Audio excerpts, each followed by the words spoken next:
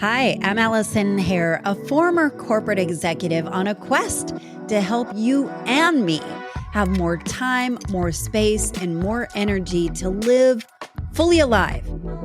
Like on purpose. Welcome to the Late Learner Podcast, where we break down old, tired, conventional wisdom, and we replace it with fresh and modern ways that just work better for you. I am so glad you said yes to listening to this episode because it could be the one that changes your life. So what are we late learning today?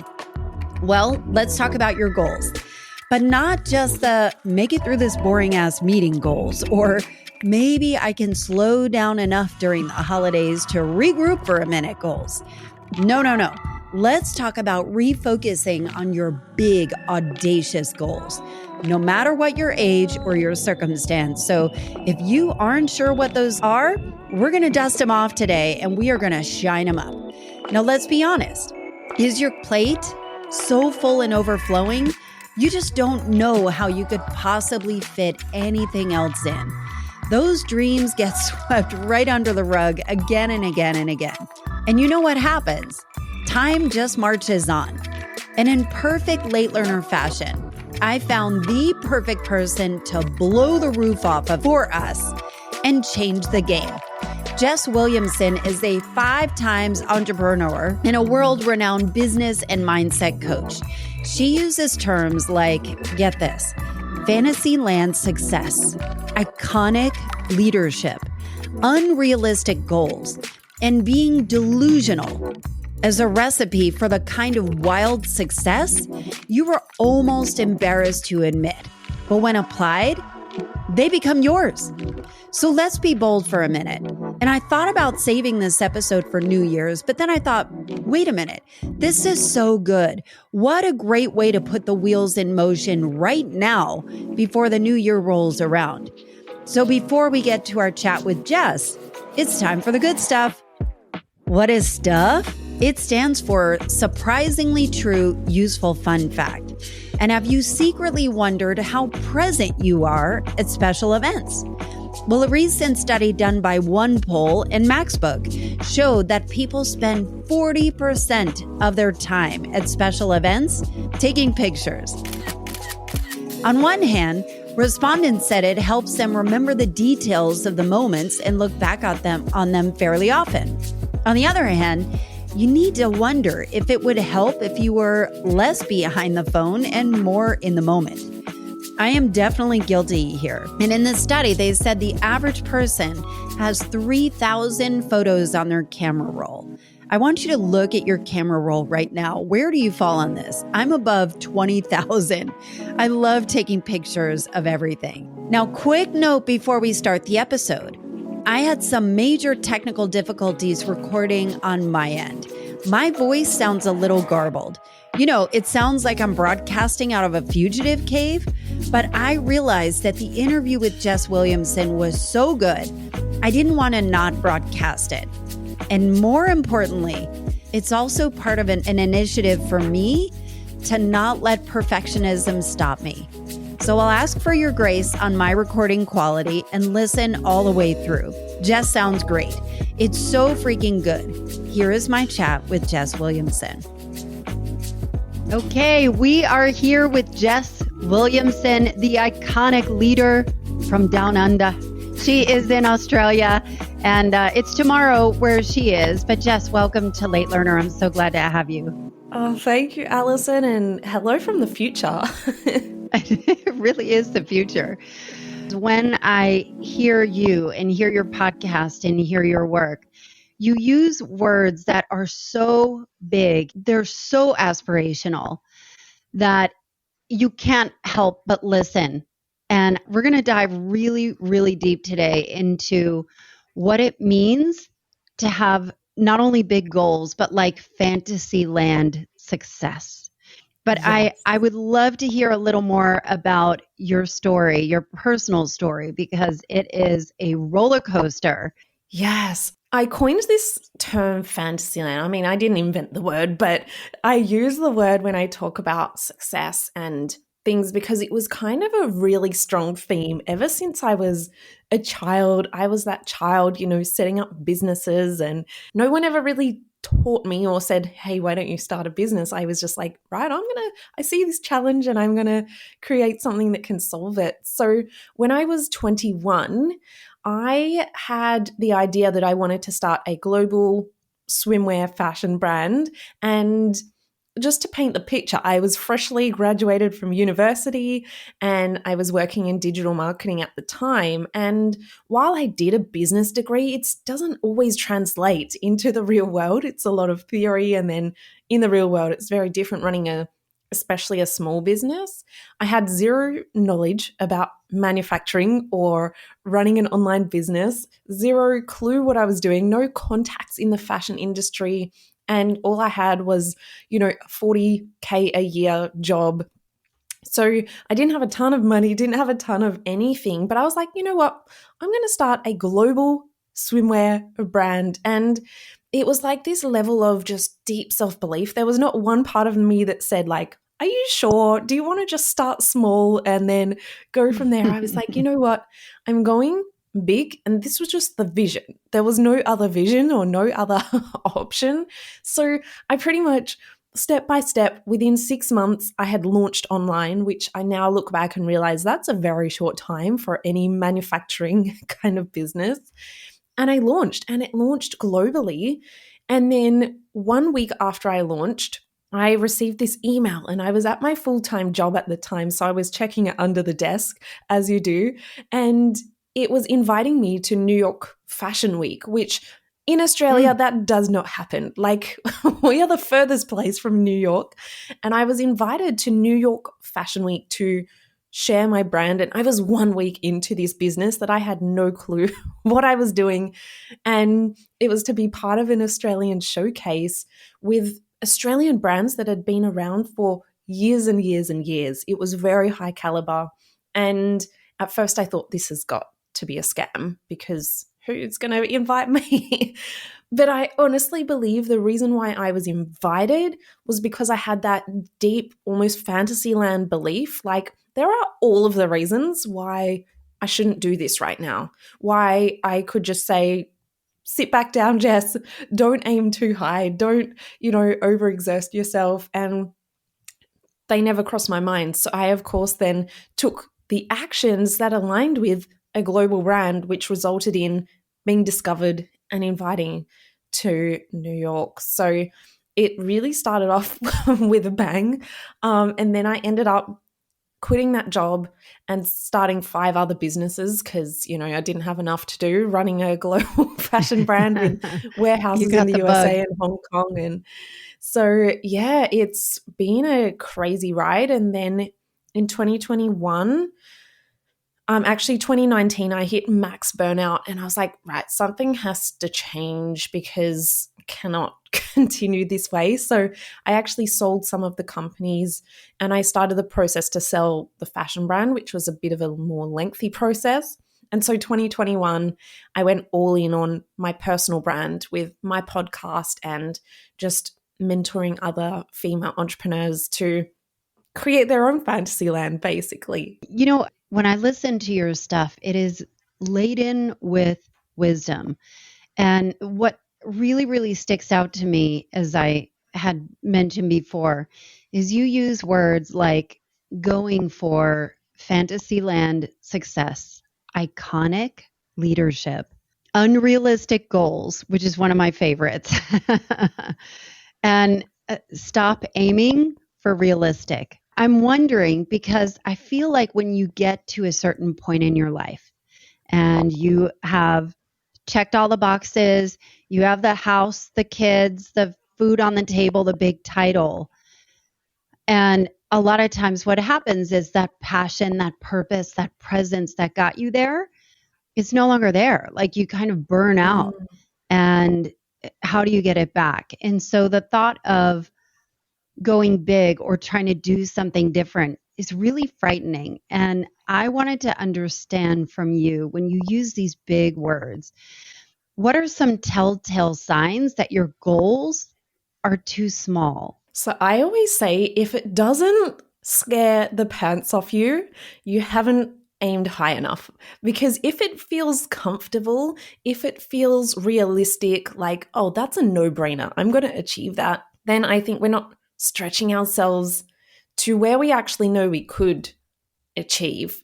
And I think a lot of people teach realistic goals, or they teach these, the SMART goals, and the R in the SMART goals is realistic. And a lot of the time, that is taught because it's coming from the assumption that if you don't hit it, you won't be okay. And so I come at it from the view of, if we actually set a bigger goal than we maybe know is possible, we are so much more likely to hit something higher than if we set a smaller goal. Because when we set a small goal or a realistic goal, it caps us out. Because if we get close to it or if we achieve it, then we just take the foot off the pedal and then, relax a little bit, which is always good to relax. But in terms of like hitting a goal, if you feel like it's like something you could do tomorrow and it's going to be done and ticked off, then I would say aim a little higher and just test your boundaries on what is possible.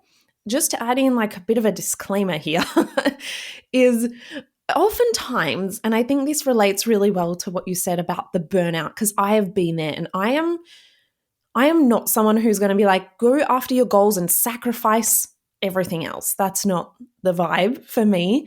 And so when I talk about Fantasyland, this is where people put their realistic hat on and think, okay, if I want to earn more money, reach higher accolades, step into more success, I have to have a trade-off. I have to trade off time with my family, or I have to trade off my health, or whatever that is. And I say in Fantasyland, you can have both. Literally, there's no rules. So what if you expanded your mind to say, how can I create these insane levels of success and have fun and have, relaxed time and look after my health? How can we do that? That's my concept of Fantasyland. And I think the operative phrase there is, how can I do that? So I think in order to make changes like this, you talk a lot about deep mindset shifts. What is deeper than what people may find on the internet about mindset everything, right? Like, what are some deep mindset shifts that you experience? Yeah, so I think when people hear the term mindset, they think positive thinking is kind of what they think. So it's like, okay, I have a challenge today. How can I change this into an opportunity? And it's like just basic kind of growth mindset. But the work that I kind of do with my clients is really looking at the deeper patterns and beliefs and experiences that they've had that are usually playing on a subconscious level. So they're not consciously aware of, oh, wow, I'm sabotaging my own success. It's happening and they don't even realize. So it can show up in ways like procrastination, or you keep trying and no matter how hard you try to hit your goal, it's like there's a barrier in the way, and it's like there's no logical barrier for this. I'm doing the strategies, I'm making the moves, but why do I keep hitting this cap? And for me, it played out in a way where I was earning, I think it was about $20,000 a month, which is by no means a bad problem to have. But I was like, okay, I'm ready for that next level. My business was able to scale past that. I had all of the strategies and systems set up. But every single month I hit 20,000. Like, it was this invisible cap. And I was like, that makes no sense, because I'm doing the work to take it to that next level. And when I actually dug deeper, I was holding on to a deeper belief, which I talk about fear of success a lot, especially for ambitious people. It's not failure, because you're like, failure doesn't even exist for me. It's like, actually, if I gained that next level success, then I have more expectations from other people. Then I have more wealth to hold. And, I wasn't always the best with my money. So that's a whole lot of responsibility to hold. And when I'm getting more in my personal brand, I'm becoming more visible. So if I create more success, get even more visible, then I open myself up to haters. So there were so many reasons subconsciously that I was getting from sabotaging my own success and not even realizing. Because when I was sabotaging it, I got to stay safe. And our brains have one job: to keep us alive, basically to keep us away from danger. And another client of mine, she was wanting to build her business and she had this incredible business. We'd set all the foundations in place. And again, she was like, why do I keep procrastinating? I'm keep avoiding it. And no matter how much I try and write a better to-do list, it doesn't happen. And this is where I see people work on procrastination or even trying to just get more motivated. Write a better to-do list, get more organized, just do it. But if our bodies or if our minds truly feel unsafe, if we were to succeed, then it's going to do everything in its power to not let you succeed. So for her, she had this experience where she's created a business in the past.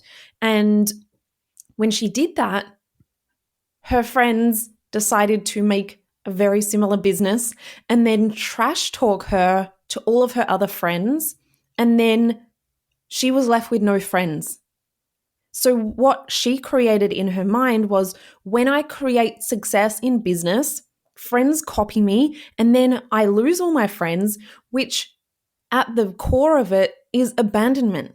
And that is like one of our hardwired human fears if people abandon us. So she had associated successful business with abandonment, and that felt super unsafe to her subconscious. And it wasn't something she was thinking of every day. She didn't even realize that that was being associated with that. But this is the kind of deeper work that I do because it's so personal to everyone.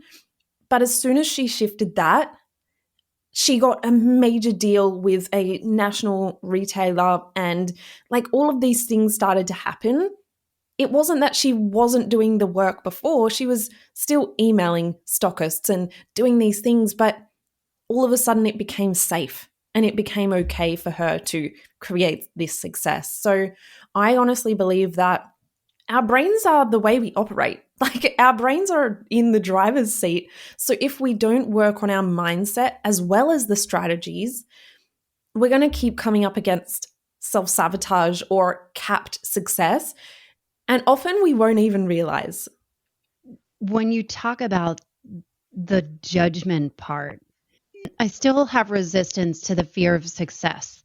But what really stood out to me when you talk about what are people going to think of me, that I talk to a lot of people that do end up leaving their corporate job, and they're so afraid to put anything out there that is, I'm a coach now, or I am a consultant, or I am an entrepreneur, because they are so afraid to be judged by their peers or by their friends going, who are you? And so one of the things that you talk about in your iconic leadership series that just kind of hit me like a ton of bricks, and I'm not sure I fully buy into it yet. And that is, trying to be relatable is a problem. And I would love for you to dig into that, because I love the way you explained it, but I still wrestle with it. I wrestle with the relatability aspect. So can you talk more about that? Yeah. And here's the thing with relatability, right? Again, back from the caveman era, our brains are wired to want to fit in. Because if we don't fit in, the tribe will abandon us and then we basically die. Yes, the social identities are very real. Absolutely. So this is hardwired into us as a survival mechanism that we need to blend in and fit in. And so the reason why I go the opposite direction is because for so long, I used to think that if I was too successful or when I share my success, people don't like that. And in Australia, we have this thing called tall poppy syndrome, where it's like, don't Yes, get yes. too big for your boots. I know it's somewhat prevalent in the USA as well, but I love the cultural differences because I lived in America for 6 months and you guys embrace. You're like, hey, you just succeeded. I love that for you. Whereas in Australia, they're like, oh, what do you mean you succeeded? Like, don't be telling me that because then I feel shitty about myself. And there's so much with that. Yeah. But the reason why I talk about trying not to be relatable is because for so long, I used to water down my success. I used to not tell anyone about my successes because what I didn't want to feel was the projections of their own disappointment back onto me, where maybe they weren't playing in Fantasyland. And I took that on as my own ownership to make everybody else feel okay with me succeeding. So I didn't want to come across as bragging or obnoxious or, hey, I just created this incredible thing and I'm changing lives, and it's just not really accepted in society. And so I believe to make any shift within ourselves, but also within society, we kind of almost have to go the opposite direction. Because if I just said to myself, okay, I'm going to start bragging a little bit, or I'm going to kind of stop watering myself down or trying to blend in, it wouldn't have the same impact versus saying, okay, I'm actually going to enter my obnoxious success era and share it as boldly and as widely as I can. And by doing that, it creates safety, because when we are hiding our successes or watering them down, it's creating that natural response within our body. And maybe you've felt this, maybe even just the thought of saying, hey, I'm here and I'm obnoxious about my success.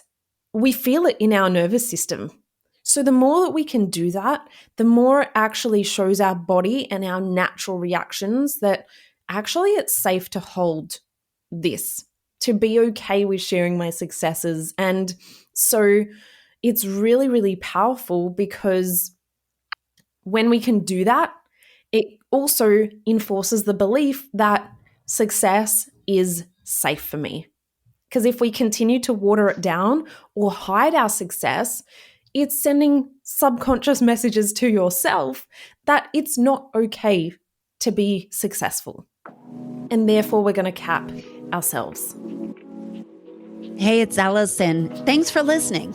I'm putting together a group of working moms to help them have the energy, more time, and more space for what matters most over the next 3 months. Think about being more intentional about the holiday season and start the year off powerfully and set the stage for you to achieve your fantasy level success. If that sounds intriguing to you and you thought, wouldn't that be nice to be able to have a little support to carve out some time and space so I can maybe do something I really, really want to do and see what possibilities are available to me? If that sounds like you, shoot me a note at allison@allisonhare.com and let's chat. And I think even the avoiding other people's expectations and judgments to stay safe is a really real thing that I know we can identify with. And what I think is interesting about why this is resonating for me so hard is that I went to a tarot reading. And if anyone knows me and my tarot reader, she's done incredible things for me. And she said, and this is probably good for anybody who is pivoting or who is in a state of transition, because it's kind of putting what you're talking about in action, where she said, I want me, the tarot reader, to be the last person that you ever say what you just said to me. I want to be the last person that you tell that story in that way. And so she gave me an experiment and said, for the next 30 days, I need you, for every thought, every fear, every Anything that goes through your head, you're going to completely reframe it. Every single thought, everything that comes out of your mouth, that when somebody asks, you are about to pop off. You're impacting lives. Like you have to look for the breakthroughs. And it's interesting because, and she told me, like, it'll take like 8 days if you're like completely on it, that for those 8 days, it's going to feel like you're lying to yourself. But then the programming is so deep that it just starts to peter out and the world catches up to you. And I wonder, in that framework, how has that showed up for you? Yes. One of the biggest turning points was for me last year. I hit like a $78,000 week in cash, and that's my personal brand. And this is for me coming as I was the biggest, most shy introvert. I didn't want anyone to know my name when I started my first business. And then here I am impacting lives, getting to do what I love every day, but also getting paid like 2 times my previous yearly wage in just 1 week. And so for me, I almost felt a sense of shame around it. And I said, you know what? I'm going to catch this thought in the moment, and I'm going to choose to combat it in the most public way. And you don't always have to share it on social media or share it with people. But I decided for me to get out of my comfort zone. My inner voice said, don't share that because people are going to think you're bragging or just care about money or whatever it is. The fears will be unique to you. So one of my clients has a fear that people will think she's a scammer. My fear was more around people are just going to think I'm arrogant, like an arrogant bitch for sharing these kind of things. So I said, I'm going to share it anyway. And I think the key to all of this is feeling the fear and doing it anyway for the pursuit of your own growth. Because I believe when we can share more of our successes publicly, it shows other people what gets to be possible. And instead of seeing it as something to be feared or what might people think of me, it's actually being grounded enough to know that if someone thinks I'm an arrogant bitch, I'm okay with holding that. Like I'm resilient enough to be okay with that because the benefits of potentially inspiring one person far outweigh what someone might say about me. And truth be told, someone did decide they're going to write a post about me and posted it publicly. And then there were a bunch of comments as well. But again, I got to create that level of actually, I'm okay if they want to think that because I've inspired at least one person today and I've built my resilience around that as well. So I did post it, and the amount of people that said, thank you for sharing this because this is amazing, that made it worth it. And so sometimes we can get in our own heads and avoid the potential danger, but we're also avoiding all of the incredible things that come with that as well. I think that's so powerful. The people who listen to this podcast are people that care about making an impact in the world.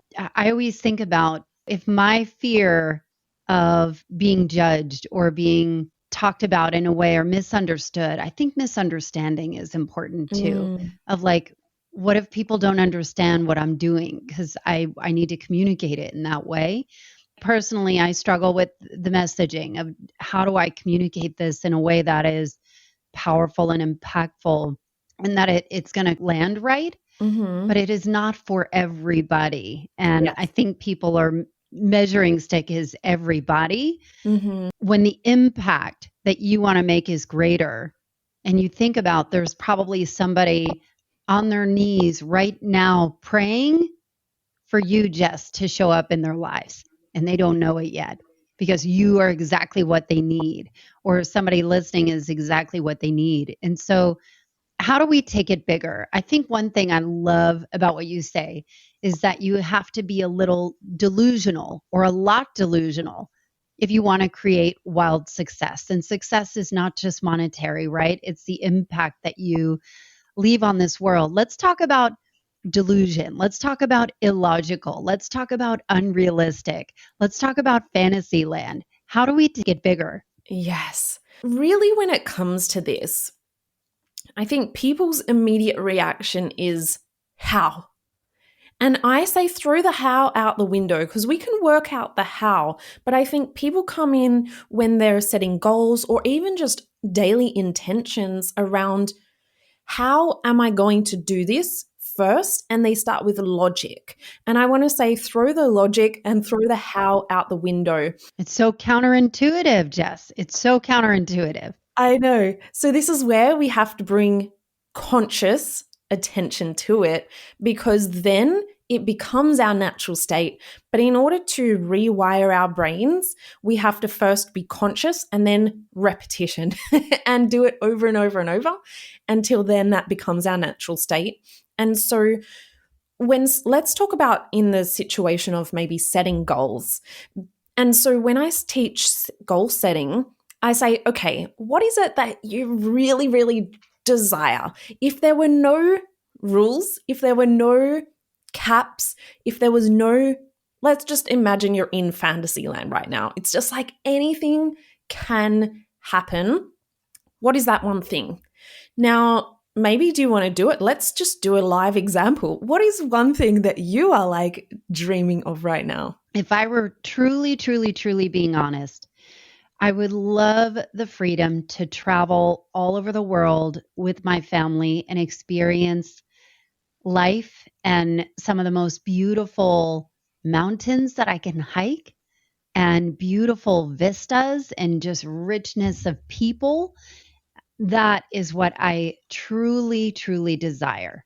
In a professional sense, it's something different. And so this is where I say, okay, we have these two things that seemingly look mutually exclusive. They look like they can't exist together, or perhaps there's a rule or belief that you've created, I have to choose one or the other.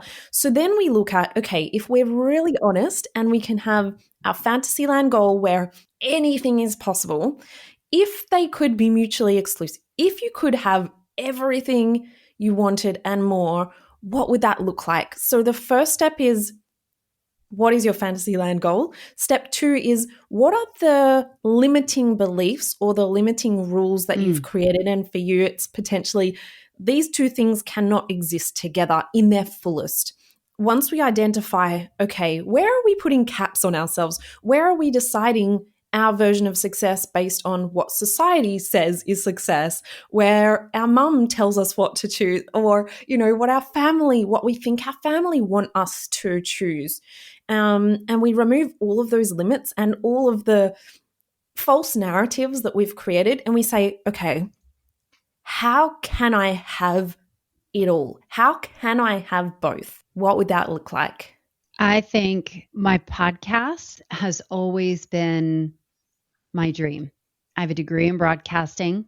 And for you, Jess, and for the listener, I have a degree in broadcasting. And my mother was a stay-at-home mom and she raised 6 kids. And when I was a teenager, she beat it into my head and my sister's head. Never rely on a man to make money. Always make your own. And so throughout my whole life, while I loved radio, I always picked the money.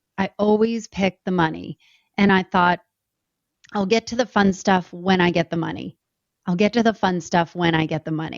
And I would always do the fun stuff as a side hustle or a hobby. And I would always do it in that way where it became so clear that the no feeling in my body was how I felt at work. And in this particular setting, when I was on the mic or dancing or with my family, everything was like a full-bodied yes.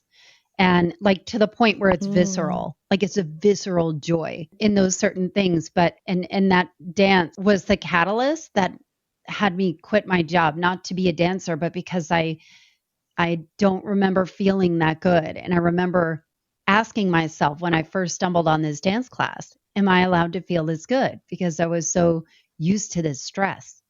So having them mutually exist together looks like a kick-ass podcast that I could record anywhere and not worry about really, it is just breaking all the chains. I can do all of this from anywhere. Yeah. It's having the money and the freedom to be able to do that. So I'd be interested to get Yeah. your thoughts on that. Yeah. So once we look at, because I think so often people just close their mind off. It's not possible, so I'm going to choose one or the other. But actually, what that does is it closes your mind off to actually seeking anywhere where that could be possible. So even just opening your mind up to be like, okay, how can that be possible? And I'm going to explore this. Then I come in with my business hat. Then I come in with my business hat and I say, okay, how much money would you need to make that possible? How much time? What can we do? What can we systemize? What can we structure in terms of your business model? How do you get paid? What are the ways that you can create income that can be sustainable while you travel? And so this is where I love combining the mindset, the big Fantasyland concepts. But the first step really is giving ourselves permission to just dream that big without limits and being consciously aware enough of where am I putting caps? And what if those caps are not actually the truth? Because that's not the truth, right? Because there are people out there doing probably exactly what you want to do. So therefore, it must be possible. You just haven't allowed yourself to see how that might work. So my concept of Fantasyland, if anyone takes away one thing, actually two things, dream bigger than you've ever let yourself dream before. If you're like, I would be pretty happy. I'm just going to use money because it's measurable, but it doesn't have to be money. But let's say you set a goal of, I want to earn $100,000 for the year. That would be comfortable. Sounds enough. Why that number? Is it because you think anything more than that, you'd be stressed and burnt out? Then how can we do it without stressing and burning out? So it's really catching yourself in the nonsense and saying, okay, I'm going to find a way. My motto to life is where there's a will, there is always a way. And even recently, a very, very quick example and story, I was booking flights for me and my partner to Europe, and I had enough points for my flight, but for my partner's flight, I was 20,000 points short. And I was like, it's close. It's so close. How can I get 20,000 points for my frequent flyer to get this flight for free, with points, obviously? And I wasn't about to spend $20,000 on my credit card that day so that I could get points. That wasn't the option. But I asked myself, how? And so I actually received a few days earlier an email saying, hey, if you just sign up to this business account, it's free, you'll be eligible for 100,000 points. And I emailed them and I said, hey, when am I going to get these points? And they said, upon checking, you're actually not eligible for the bonus points that we initially said, but you are eligible for a gold upgrade, which comes with 20,000 points. And of course, I could have very easily looked at that and said, I've only got enough points for my flight. We'll have to just pay for the second flight with cash. But I said, how can I? And it doesn't always work out that easy. It's just like the best example of when you go looking for things, they always work out. And so I would encourage you and everyone listening to sit down, make some space, turn off your technology, and just dream. If you bring that childlike behavior and dream, whether you want to draw it up, whether you want to write a list of everything that you would love to have: health, happiness, time with family, a thriving business, thriving income to support all of it. And then ask yourself, how? Sometimes there's going to be a knowledge gap and you're like, okay, I need to earn this amount of money, not sure how. Then you can seek out the person who can show you the how. Find someone who has done it before. There's always a way to figure it out. It's not always going to be the easy road. But if you decide that that's the reality that you want, you will find a way. but people don't even get to the part of finding a way because they're just setting small goals and hoping that some Fantasyland reality is going to land in your lap magically. This is hitting so hard at home. And tell me about your opinion on hobbies and side hustles. There is a downside to calling it a hobby or a side hustle. Like, I think it's the label of side hustle and hobby that I thought was really fascinating. Yes. If you do have a hobby and you love horse riding, as an example, great. You can call it a hobby. You don't have to be like, horse riding is my multi-million-dollar empire. But I think sometimes we can fall into calling things a side hustle minimizes it. Because if you do truly just want it to be a side hustle, great. But what if it could be your full-time income? And the reason why oftentimes we call it a hobby or a side hustle, hobby because we don't want to lose the fun in it, and side hustle because we think if we make it bigger than that, it's going to take up too much time. It's going to take all my freedom, and I just want it on the side and I want to keep my freedom.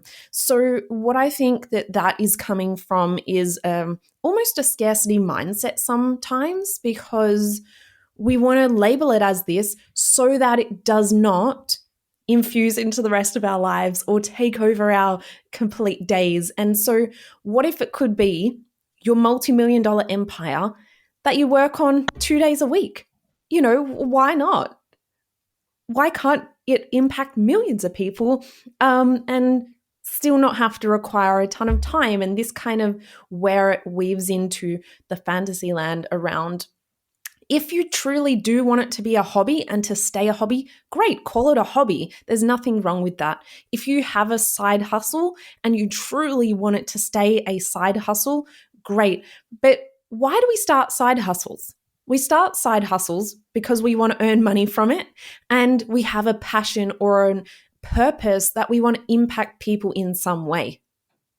And I feel like side hustle minimizes that, because that is pretty profound to say, I have a passion deep enough and a purpose deep enough that I want to impact people in a way and get to earn money for myself as well, because there's nothing wrong with getting paid well to impact the world in a positive way. Why can't you go out and say, you know what? I'm starting a global movement. That is what I'm doing. Fantasyland sounds so much better than the land we live in. I'm so grateful for you, Jess. And I love something you say is make the damn moves. Make the damn moves. So I always ask people, this podcast is called Late Learner. What have you learned lately that you were wrong about? Yes. So I don't know, it's probably not that recent now, but one of my biggest things that I learned maybe a year or two ago, and we just discussed this earlier on, was that I always thought I had to be louder to be successful, especially on a podcast or as a public speaker. I always thought I had to come out on the stage like, here I am, in a big, bold, vivacious way. And for so long, I held that belief.